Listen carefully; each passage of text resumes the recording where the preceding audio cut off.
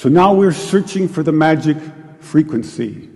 And we start with 100 hertz, and we look through the microscope to see if anything's happening. We watch for 5 minutes. Nothing happens.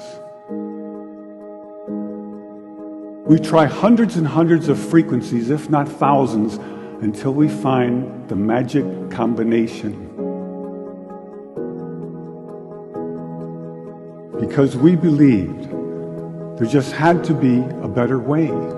There had to be a better way. And we think we may have found it. I have here 2 identical tuning forks, both tuned to the note A, the note an orchestra tunes to. These forks are both made to vibrate 440 times per second. We say their frequency is 440 hertz. If I tap this fork, putting little pulses of energy into it, the second fork will also vibrate in sympathy. And if I silence this fork, we just may hear the other singing its tone. We say that I'm inducing a sympathetic resonant vibration in the second fork. It only works because both forks are tuned to the exact same frequency.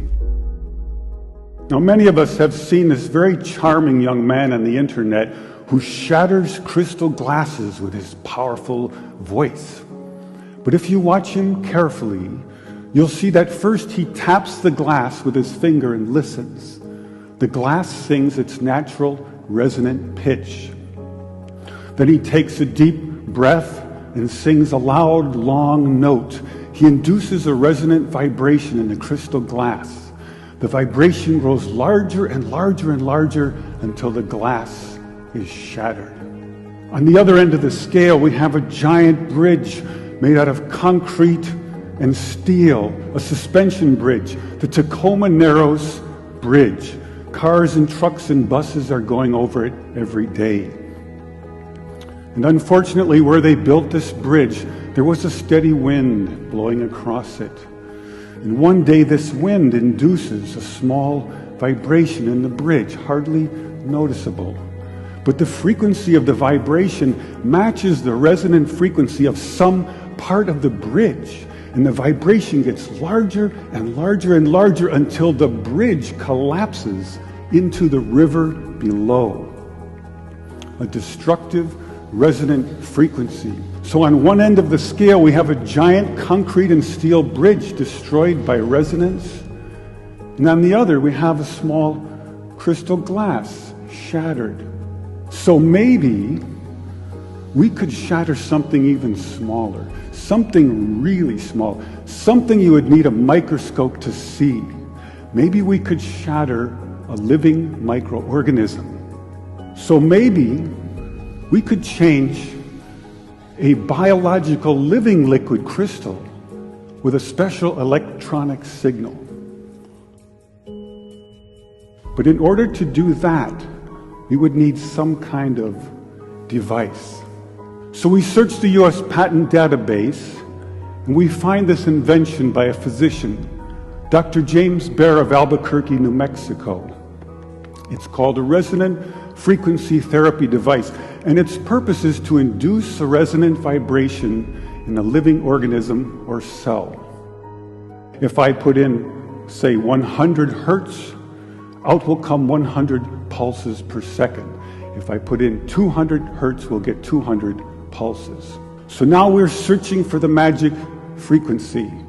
And we start with 100 hertz, and we look through the microscope to see if anything's happening. We watch for 5 minutes. Nothing happens. So we try 101 hertz. We look through the scope for 5 minutes, and nothing happens. So we try 102, 103, and so on. Over the course of 15 months, we try hundreds and hundreds of frequencies, if not thousands, until we find the magic combination.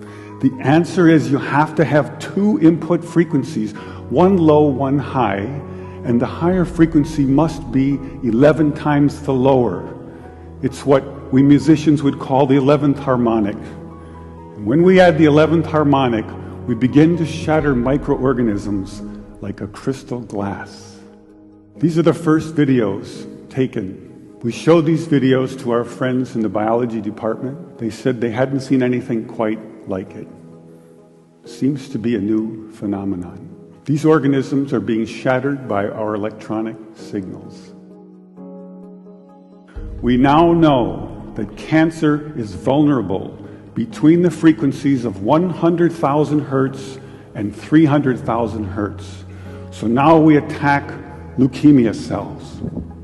Leukemia cell number 1 tries to grow a copy of itself, but the new cell is shattered into dozens of fragments and scattered across the slide. Leukemia cell number 2 then hyperinflates and also dies.